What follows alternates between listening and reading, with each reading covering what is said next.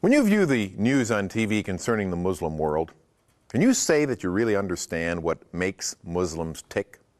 That is, do you understand the Muslim mindset? Well, in this session, I want to help you achieve that goal. Now, most commonly, Christians will follow a comparative religion approach to understanding the Muslim mindset. That is, they simply compare Muslim doctrines and practices with those of Christianity.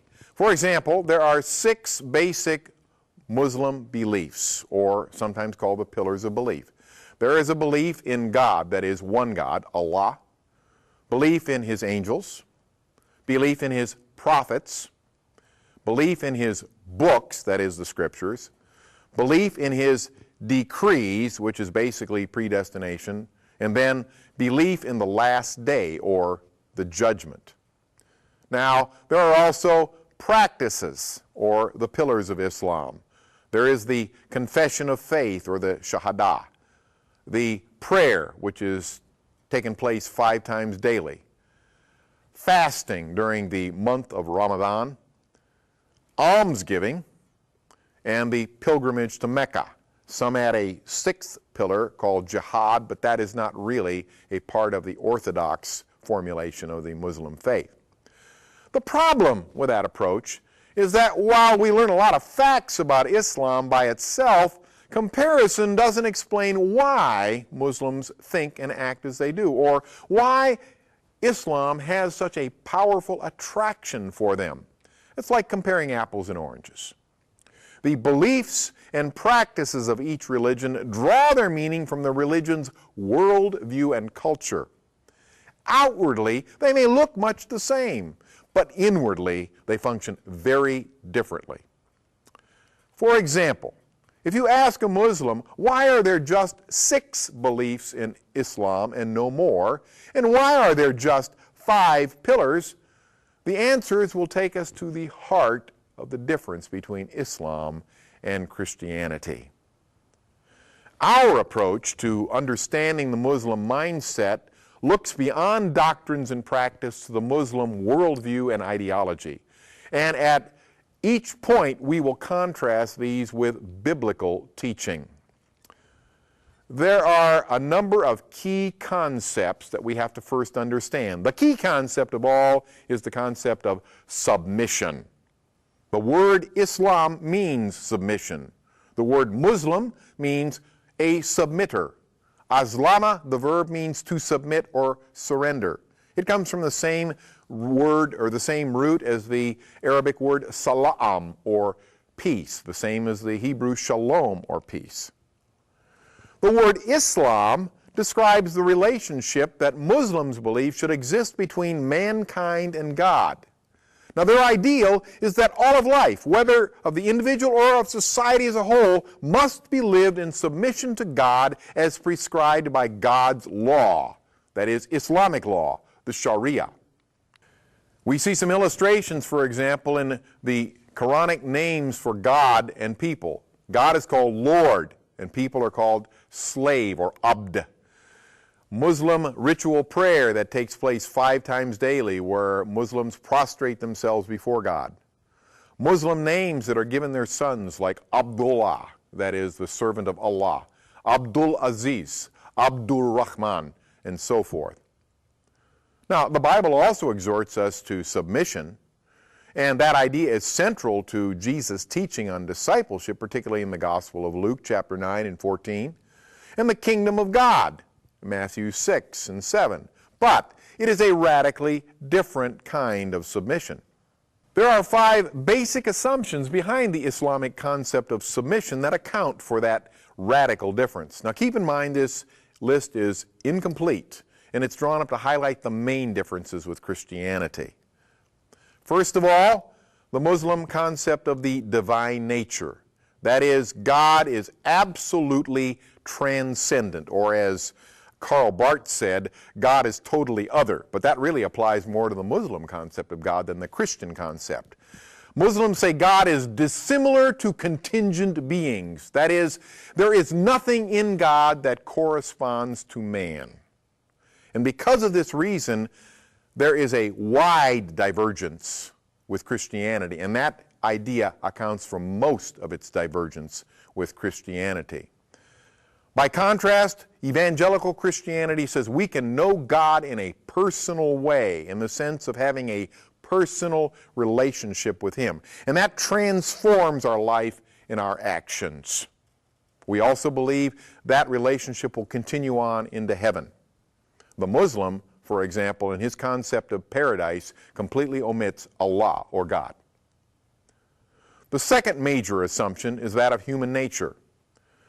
Islam says men are essentially good. In fact, in Surah 95 and verse 4, they say mankind is of the best stature, and he's pure, albeit weak and forgetful.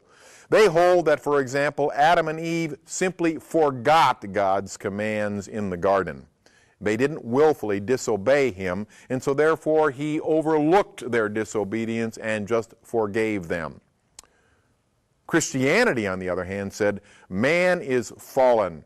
His human nature is depraved. He needs a change. He needs redemption. He needs to have a sacrifice given for his sin. And there is a wide divergence in the view of Islam and Christianity in that area.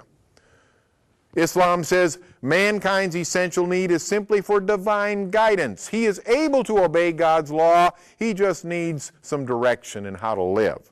Christianity, as we pointed out, says man is incapable of obeying the law of God and he needs a new nature. And that's the only thing that will change his life. The Muslim says that the law simply requires submission. And submission or action as prescribed by the law transforms one into a Muslim, a submitter. Works are the basis of final judgment and determine whether one enters heaven or hell. Christianity, on the other hand, says, no, the thing that determines whether you enter heaven or hell is whether you believe in Jesus Christ's death on the cross in your place. And if you believe, then you obtain entrance into heaven on the basis of a gift of God that He gives freely for those who believe. Fifthly, Muslims say that God's objective on this earth is to build a community of submission, the Ummah of Islam. Muhammad's preaching aroused persecution, so in 622 AD, he and his followers secretly migrated to Medina, the Hijrah.